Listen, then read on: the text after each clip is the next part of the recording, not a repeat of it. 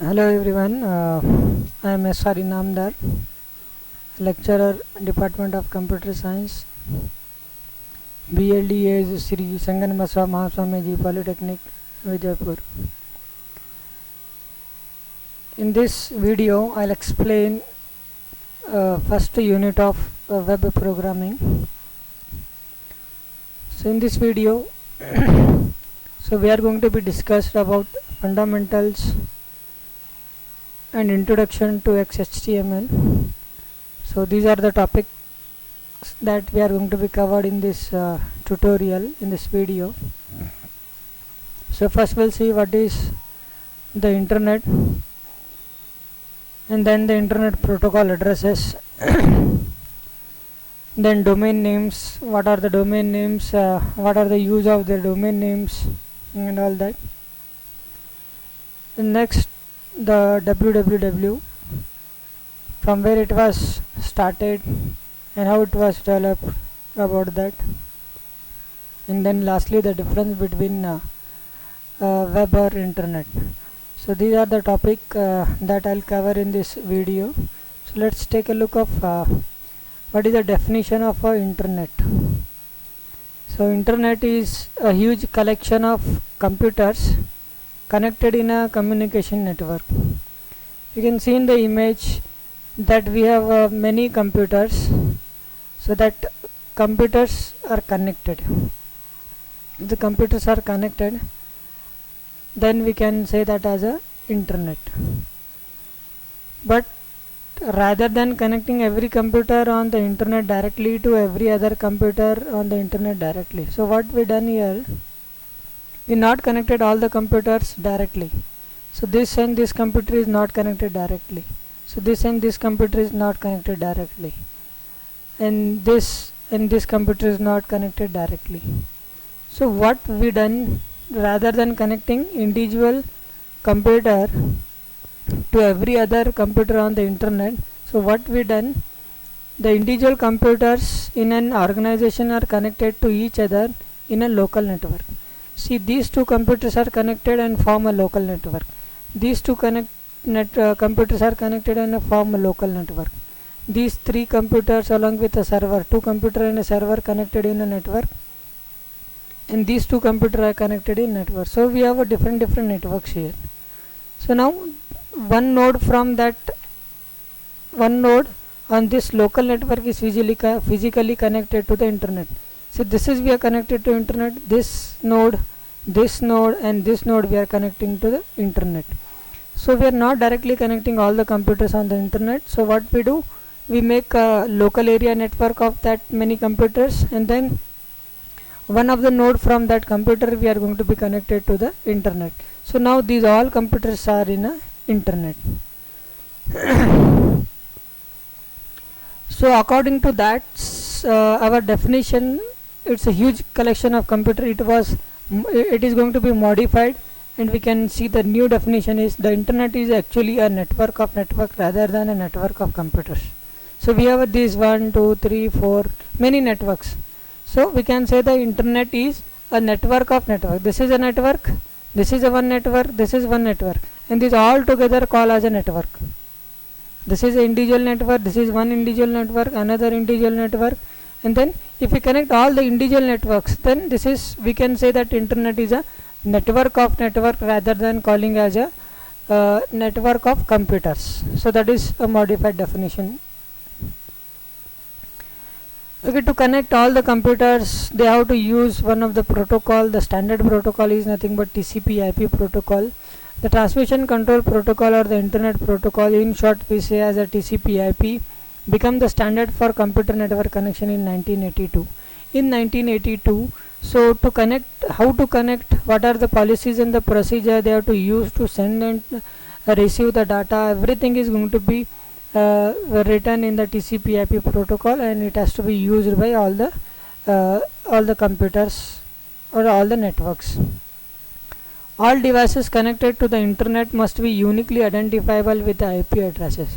The next main important thing here is, so how to identify this computer to this, how to identify computer in the internet, how I should identify this computer. or how I should identify the individual computer in a network, because earlier we have seen that the internet is a huge collection of networks of network, we can say a network of networks. So it has millions of computers. So how to identify each and unique individual computer so that we can send the data or we can receive the data from that?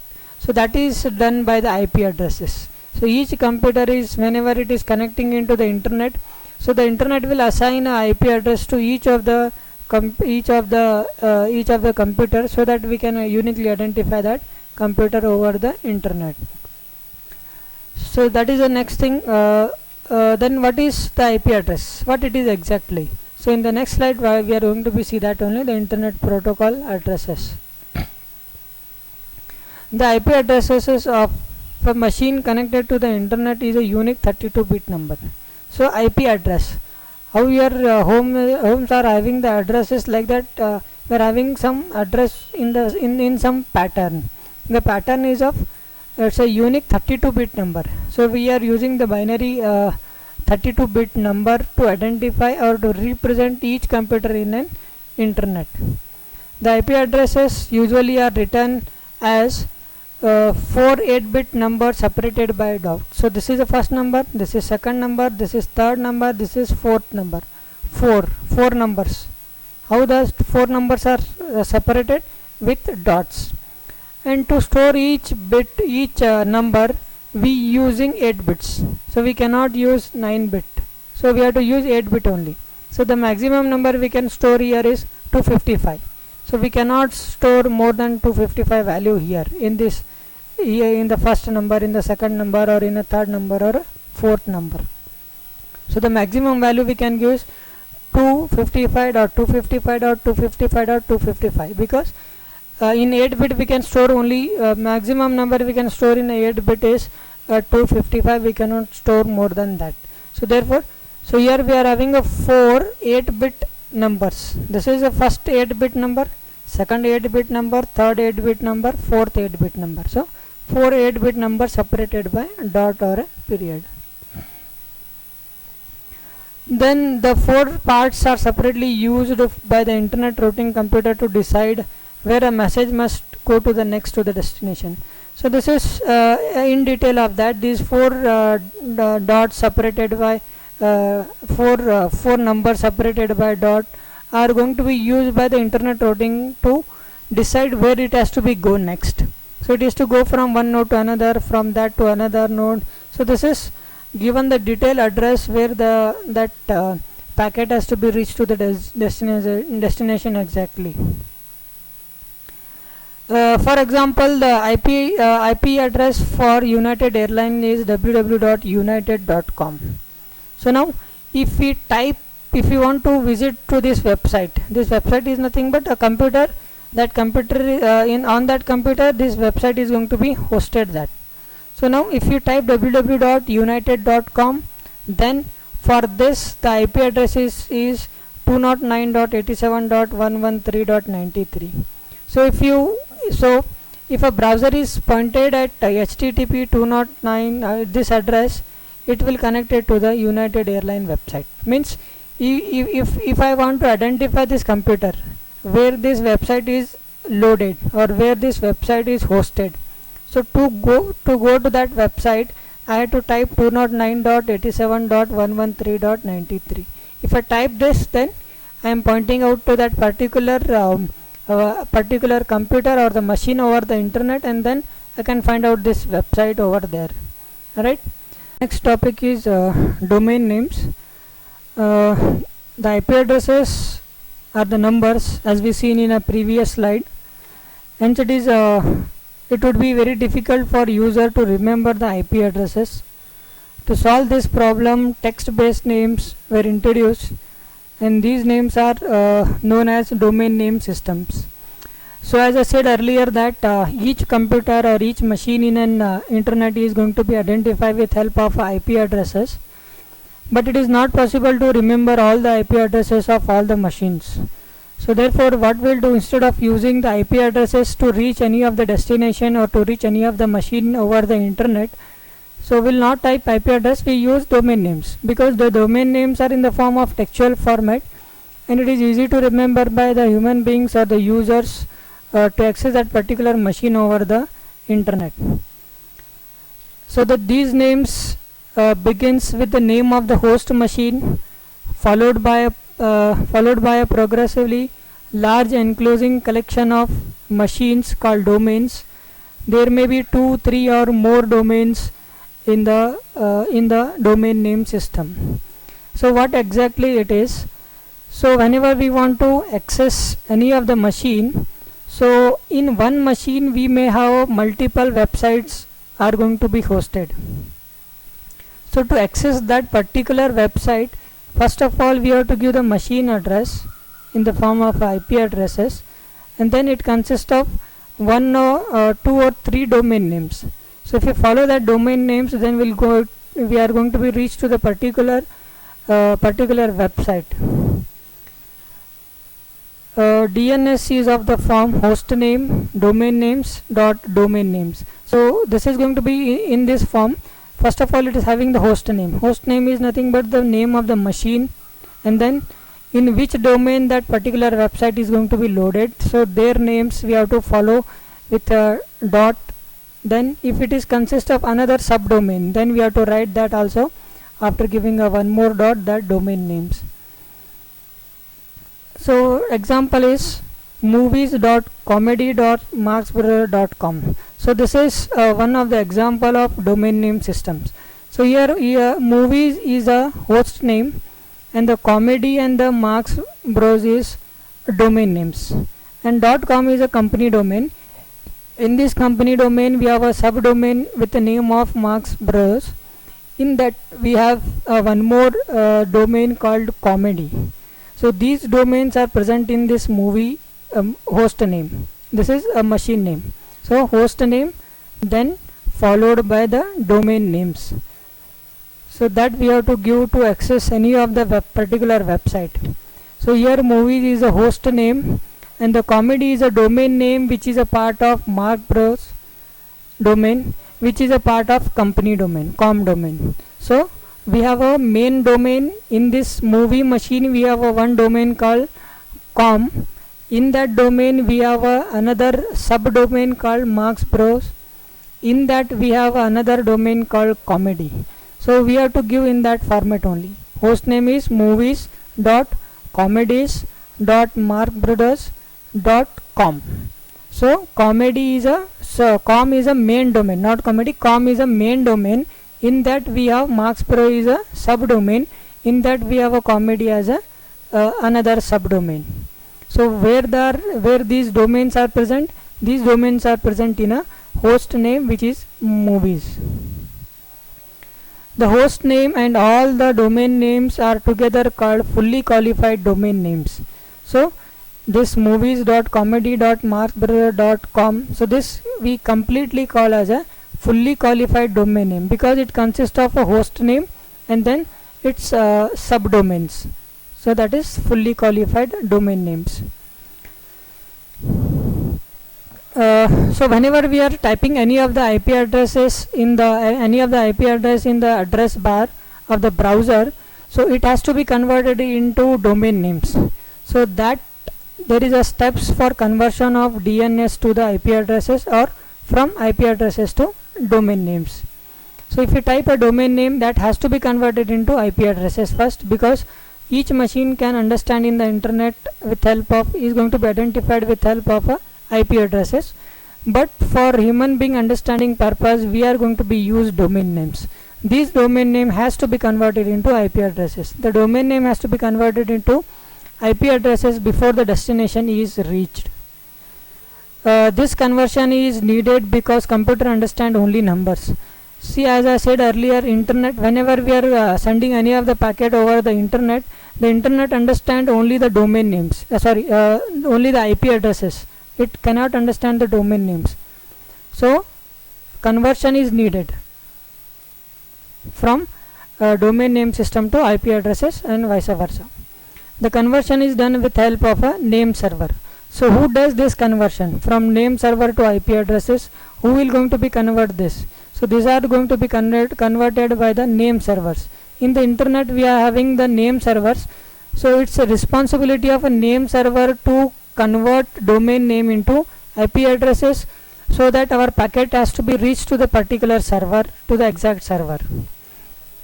So the conversion step is as follows. I'll explain according to this diagram. As soon as the domain name is provided, it will be sent across the internet to contact the name server. So here this is a client system, means your system. You are typing the domain name. Domain names are nothing but movies.comedies.marksburger.com or united.com. So whatever you will type in your browser, the domain names, right? So that domain names are going to be sent to these name servers.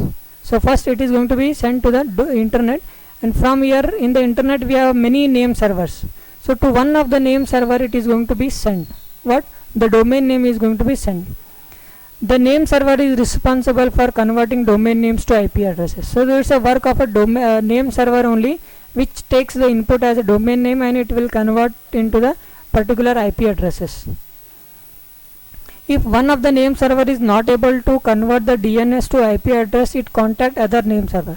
Suppose whatever the domain name we have typed, it is not present in this name server, then this name server will send the domain name to another name server for conversion purpose. If it is not having, when we have whatever the domain name we are providing to one of the name server, suppose that domain name and its corresponding IP address is not present in this name server, then this name server will send the same domain name to another name server for conversion purpose. This process continues until the IP addresses is generated. So the same procedure, domain name has to be converted into IP address, and it's a work of a name server. If this server is not able to convert, then it will send to the another name server. If that is not able to convert to the IP address, then it will send to the another name server until we have to get the IP addresses. So once the IP address is generated, the host can be accessed. Now from here onward, the internet is going to be, that host is going to be identified with help of a IP address. See, from here to here it is accessing with help of a domain names, that is textual based, and once it is converted by one of the name server, from then onwards that website address is going to be identified with help of a fully qualified the IP addresses. So now IP address of that particular machine is going to be reached, and then we are going to be access that particular web server or that particular website. The next topic is World Wide Web. So usually before typing anything in the internet, we use www. So that is a World Wide Web. So this is going to be developed by Tim Berners-Lee and his group proposed a new protocol for the internet, whose intention was to allow user anywhere on the internet to search for and retrieving the documents. If we have a www protocol, then we can access or we can search anything on the internet. The system is using the hypertext, which is a text with embedded links to text in other documents to allow non-sequential browsing of textual material. So the web pages consist of some text and some links. Links are nothing but the buttons. If we click to that, then we are going to be retransmitting or redirecting to the another page. So that doesn't allow the sequential access. It allows non-sequential access. So we can jump from one page to another page directly by clicking some of the links which is provided in the web documents. The unit of web are referred as pages, document, and the resources. So whatever you are able to see once you are typing anything on the internet, www.united.com, it consists of some documents, resources, and the pages. So we can, whatever you are going to be displayed, that is a document, and the document consists of multiple pages, and that we call as a resources. Resources are nothing but what that server is providing to you in the form of documents and the pages. A web is a vast collection of documents, some of which are connected by links. So now www is a collection of documents. Documents are nothing but the web pages. So whatever you are going to be seeing, that if some home page is going to be open, so that consists of documents, that website. So web is a vast collection of documents, so that documents are going to be provided to the users for access. Okay, these documents can be accessed by the web browser and are provided by the web server. So the documents, how we are going to be provided the documents? Suppose I have any website that I have to give on to the user for access, then I have to put that website in a web server, and through the web browser the users are going to be access that web server or the whatever the document I am providing. Okay, the next concept is web or internet. So in this slide there is a difference between internet and the web. So it is important to understand that internet and web is not the same thing. So internet is only the connection, it's a collection of network. Web is nothing but collection of documents. So internet is used for connection purpose, and web is nothing but actual resources or the documents or the web pages that we have to provide to the users in the form of resources. The internet is a collection of computers and other devices connected by equipment that allows them to communicate with each other. So it's as I said earlier, it's a collection of computer or a network of networks. So it's for only connection purpose. And then the web is a collection of software, protocols and the resources that has been installed on the most, if not all, of the computer on the internet. So it's a collection of software and the protocols and the resources, web pages, documents, so that we have to provide to the customers. So hope you understand the today's lecture. So if you understand, if you have any doubt, then you can contact me on this number. Thank you for watching the video.